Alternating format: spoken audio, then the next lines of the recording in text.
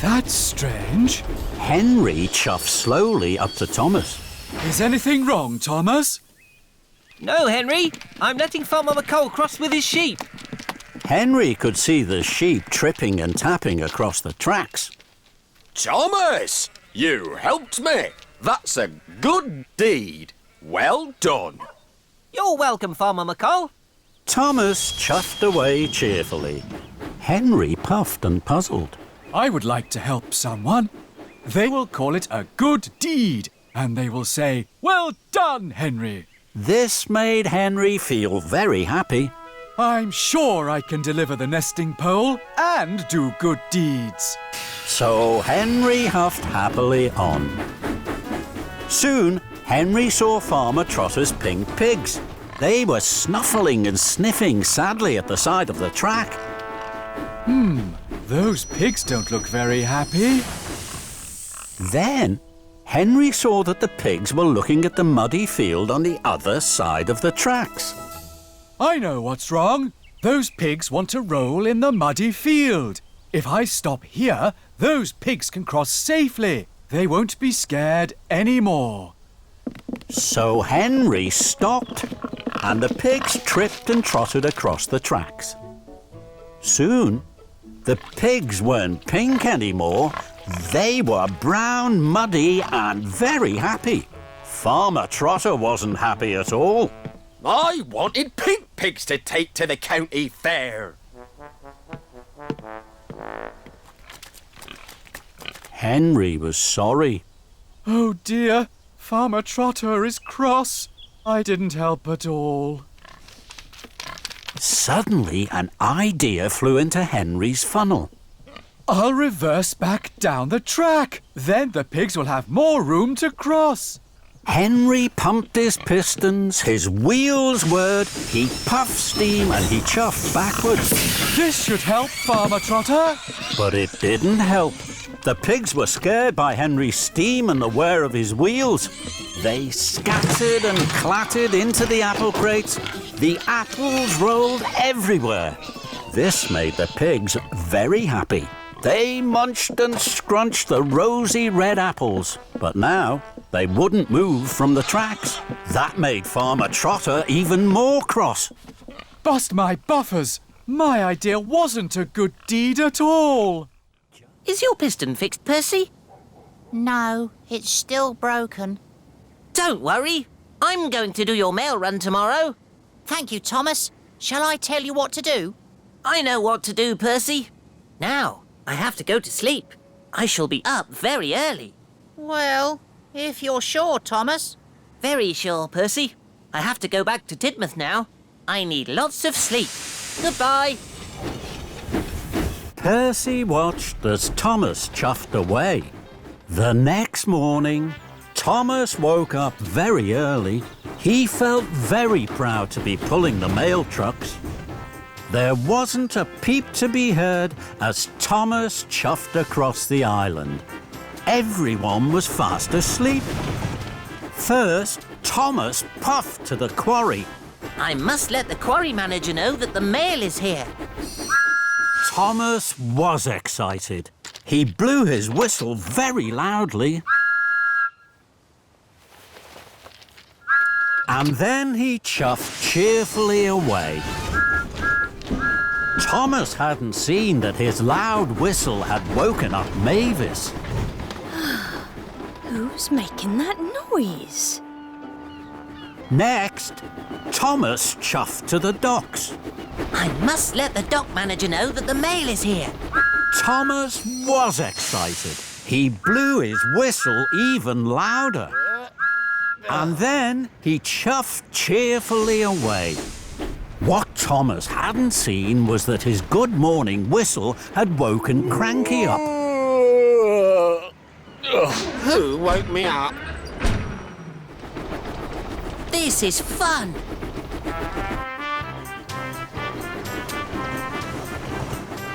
Lastly, Thomas steamed into the steamworks. I must let the steamworks manager know that the mail is here. Thomas was so excited, he blew his whistle louder than ever. Oh. Whoa. And then he huffed happily away. What Thomas hadn't seen was that he had woken Victor and Kevin up. Oh, what's that noise, boss? Oh, who knows, Kevin? Who knows? Some early bird. Thomas worked hard all morning. Everywhere Thomas went, he blew his whistle loudly. Delivering the mail is fun. Yippee! Wanna come with me? Why? It'll be fun. Sorry, I'm busy. I heard you were a fun engine. Maybe you're not fun at all. Thomas didn't like being told he was no fun at all. I'll come with you to the steamworks, and then I'll take Miss Botty to the town hall. I'm sure I have plenty of time. So Thomas steamed slowly towards the steamworks, and Charlie followed behind. Thomas chuffed carefully to a junction. Miss Botty smiled sweetly from her carriage. Charlie pulled up alongside. This isn't fun. I'll show you fun. Yippee! Thomas couldn't let Charlie be more fun than him. He pumped his pistons, bubbled his boiler, and fizzed his firebox. The race was on. Thomas and Charlie roared and raced. Their funnels were fiery. They were soon red-faced. Alicia Botty could not believe her eyes. My goodness me, this is a surprise. I thought Thomas was steady and slow. What thrills and what fun on the way to my show! The engines were laughing. The race was such fun. You're quick and you're speedy, but I'm number one. With a whoosh and a wheesh, the two engines pulled into the steamworks. Steady, boys. Who's your friend, Thomas? Charlie, he's new. I'm fun. And I'm Alicia Botti. Miss Botty, it is an honor to have you visit our steamworks. Kevin! Sorry, boss. And while Charlie was coupled up to Edward's flatbed, Miss Botty sang to the steamworks.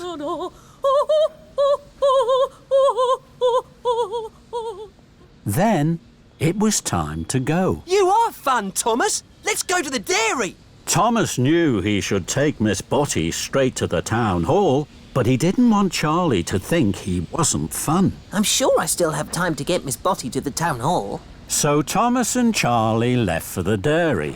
Soon, the two engines came to a junction. Let's puff down there. We can't. That's a bumpy track. But it'll be fun. Thomas wanted to be fun, so he followed Charlie down the bumpy track. Thomas and Charlie bounced and bumped. Alicia Botty judded and jumped. And the couplings jiggered and jiggled, looser and looser. At last, Thomas and Charlie pulled up to the dairy. That was fun.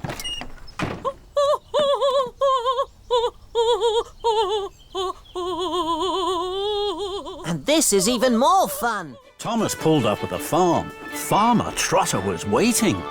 He looked at Thomas's full flatbed. He was surprised. Thomas, where's the soft straw? I thought the piglets would like these things just as much as straw. No, Thomas. Piglets need soft straw, and they're about to be born. Thomas felt very silly. I'm sorry. I'll empty my flatbed, then I'll puff back to Farmer McColl's as fast as I can.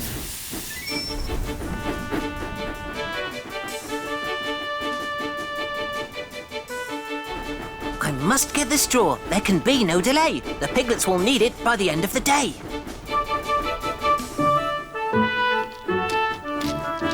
Thomas saw Percy at the water tower. Thomas, I know something else the piglets would like.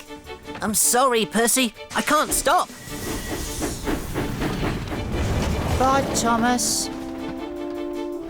I must get the straw. There can be no delay. I've no time for chatter along the way. Next, Thomas saw James at a junction. Hello, Thomas. I've been thinking about the piglets. I'm sure they'd like... I'm sorry, James. I can't stop. I must get the straw. There can be no delay. I've no time for chatter along the way. Thomas whooshed and he wheeshed, he huffed and he puffed until he arrived at Farmer McColl's farm. It was late. Hello, Farmer McColl. Now I have plenty of room for the soft straw for the piglets. Could you load it right now? Of course I can, Thomas. Thank you, Farmer McColl. I must hurry.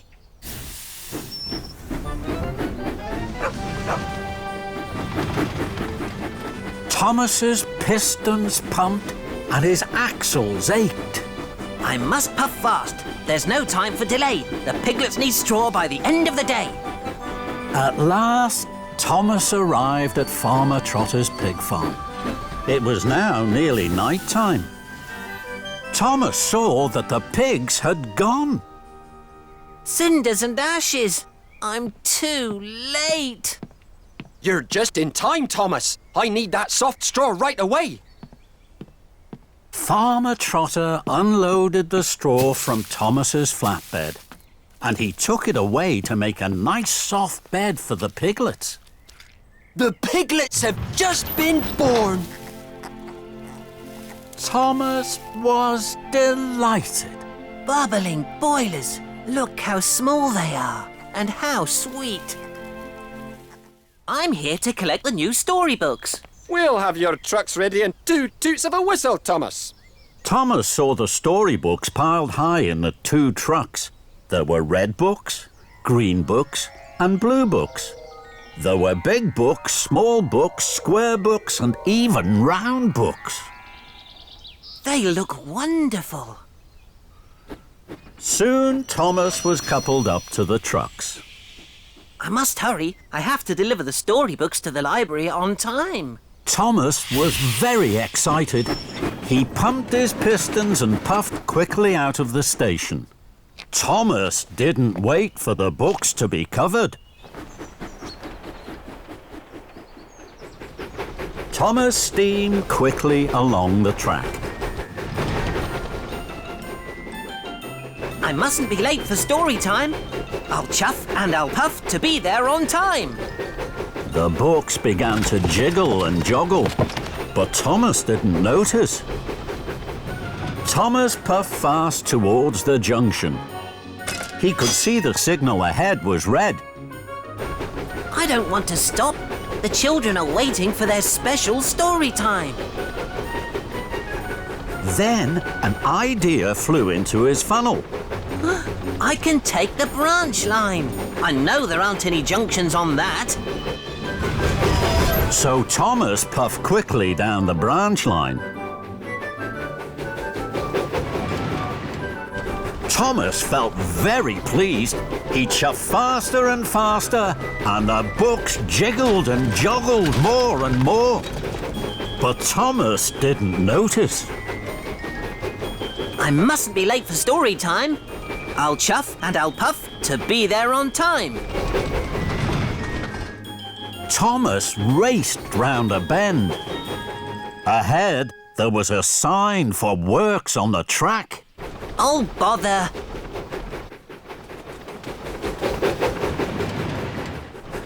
I'm sure the works on the tracks won't stop me. So Thomas puffed faster and faster. Then there was trouble. Workers were mending the broken track. The broken track was very bumpy. Thomas bumped and jumped. The books jiggled and joggled.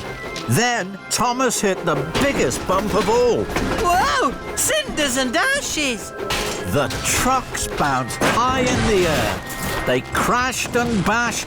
They clattered and shattered down to the tracks. Thomas put on his brakes. The books flew high and wide through the air and landed all over Farmer McColl's field. Oh, my! Percy puffed into Brendam Docks. He gasped. The parcel was the most special parcel he had ever seen. Percy was so proud his firebox fizzed. I must show Mavis straight away. She'll be very proud of me. Thomas was at Brendam. He was pleased for his friend. Percy, you have the most important special of all. I know. I'm going to show Mavis my special straight away. But don't you have to go to Knapford Station? Percy didn't want to listen to Thomas. I have plenty of time to puff to Knapford. First, I will show Mavis my special. So Percy set off for the quarry as quickly as he could puff. Percy steamed into the quarry. He looked for Mavis. Mavis was busy. Rocky was loading heavy crates onto trucks, and Mavis was shunting them. It was hard work. Hello, Mavis. Hello, Percy. Look at my special. I'm sorry, Percy. I can't stop now. I'm too busy. Don't worry, Mavis. I'll wait. Look out, Percy! But it was too late. Rocky dropped his heavy load of slate. Everyone was lost in a thick black cloud of slate dust. At last, the dust cleared. Mavis, Rocky and Percy were covered in thick grey dust. And so was Percy's special. Percy was upset. Bubbling boilers! Look at the birthday parcel. What am I going to do? Percy thought as hard as he could. At last, an idea flew into his funnel. I'll go to the washdown. My special will be cleaned there as good as new.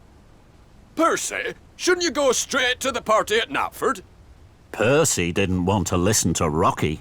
I'll go to Knapford Station as soon as I've shown Mavis my special. I still have plenty of time. So Percy steamed quickly away. Percy huffed and puffed to the washdown. James was already there having a polish. My, Percy, whatever happened to you? Percy felt very silly. I'd like a very good wash, please. The workman got straight to work. Water and soapy bubbles sprayed everywhere. Soon Percy was gleaming green again, but his special looked terrible. Bubbling boilers! The birthday parcel is wetter than wet. What am I going to do? Thomas huffed and chuffed to the top of Gordon's Hill. Then he gasped. There's that wonderful kite again. The kite belonged to the Fat Controller's grandchildren. They wanted to win the cup at the Kite Festival. Charlie puffed up. Look at that kite swoop through the air. Look, there's Thomas. Suddenly, a gust of wind pulled at the kite. The kite flew up, and away. The Fat Controller's grandchildren watched. They were very sad. Thomas wanted to help them. Don't be sad. I'll chase after your kite and bring it back to you. This made the children very happy. I'm the fastest engine on Sodor. I can catch up with your kite. I'll help you, Thomas. No, thank you, Charlie. I'm much faster than you. I can chase this kite all by myself. So Thomas didn't go straight to Knapford with the winner's cup. He chuffed off, chasing the Fat Controller's grandchildren's runaway kite. The wind blew the kite far down the tracks. Thomas whooshed and wheeshed.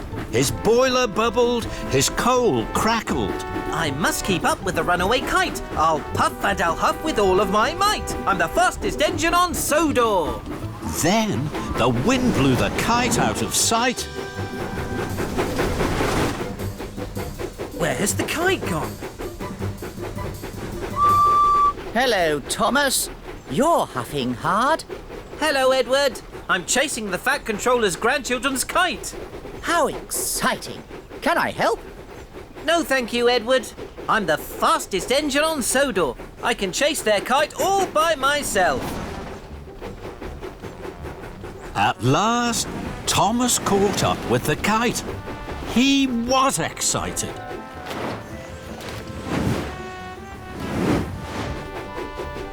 Then, the wind blew the kite another way.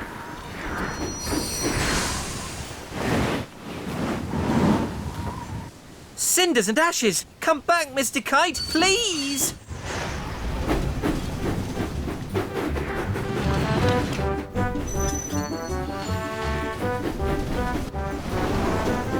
Thomas chased and raced. I must keep up with the runaway kite. I'll puff and I'll huff with all of my might. I'm the fastest engine on Sodor. Then the wind blew the kite up over the bridge.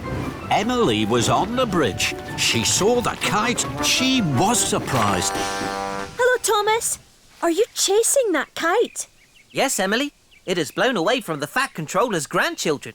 I've promised I'll catch it. Whee! Thomas and Rosie were splashed from footplate to fender in muddy rainwater. That was fun. Then an idea flew into Thomas's funnel.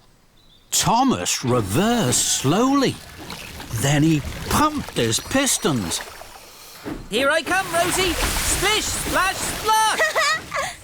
That's a good game. Here I come, Thomas. Splish, splash, splash. Muddy water splattered everywhere. Then the Fat Controller arrived. He had some important news. Alicia Botti is to sing at a concert in the town hall. The concert will be followed by a grand tea. That's exciting. What fun! Thomas, you must go straight to the washdown. Then you are to collect Miss Botti and myself from Dryall Station. We will be waiting for you. Yes, sir. Rosie, you must collect Annie and Clarabelle and take them to Dryall for Thomas. Yes, sir. Right away, sir. See you later, Rosie. And Thomas and Rosie chuffed quickly away. Thomas pulled up at the junction to the washdown. He saw a very big puddle on the other track. Charlie was waiting right by it.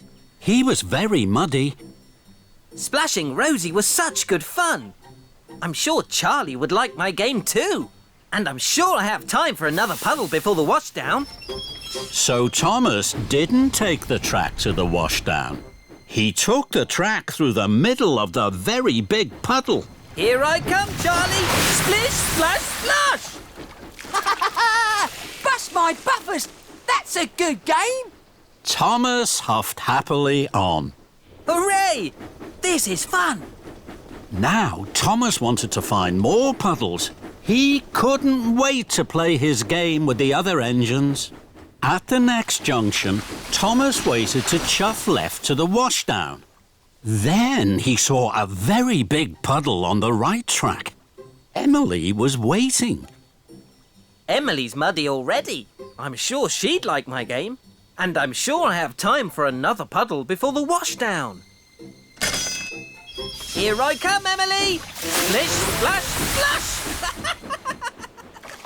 Muddy rainwater had splooshed all over Emily and all over Emily's flower trucks.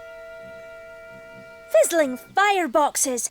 I have to take this flour to the bakery to make the cakes for Alicia Botti's tea. Now Thomas has ruined it.